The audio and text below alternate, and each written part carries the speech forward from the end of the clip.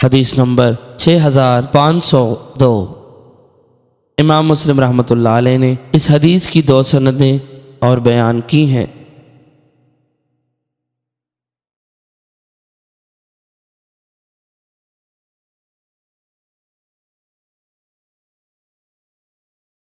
حدیث نمبر 6503۔ حضرت انس بن مالک رضی اللہ عنہ بیان کرتے ہیں کہ حضرت ام سلیم رضی اللہ عنہ کے پاس ایک یتیم لڑکی تھی، اور یہ ام سلیم حضرت انس رضی اللہ عنہ کی ماں تھی۔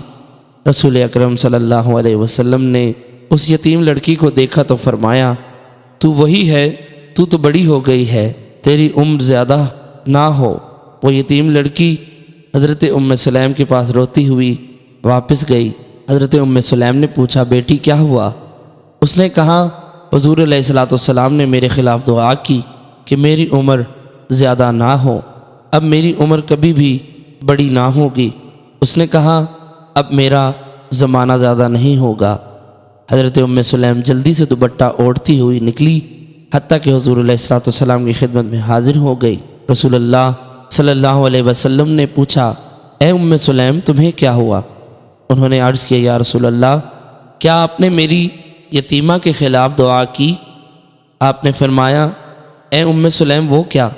انہوں نے کہا، اس کا خیال ہے کہ آپ نے دعا کی ہے کہ اس کی عمر زیادہ نہ ہو اور نہ اس کا زمانہ بڑھے۔ راوی فرماتے ہیں، رسول اکرم صلی اللہ علیہ وسلم مسکرائے، پھر فرمایا، اے ام سلیم، کیا تمہیں معلوم نہیں کہ میں نے اپنے رب سے عہد لیا ہے اور کہا ہے کہ میں بشر ہوں، جس طرح بشر راضی ہوتے ہیں میں بھی راضی ہوتا ہوں، اور مجھے بھی غصہ آیا ہے جس طرح دوسرے انسانوں کو غصہ آتا ہے۔ میں اپنی امت میں سے کسی کے خلاف دعا کروں جس کا وہ مستحق نہ ہو تو اسے اس کے لیے پاکیزگی، رحمت اور ایسا قرب بنا دے جس کے ذریعے وہ قیامت کے دن تیرے قریب ہو جائے۔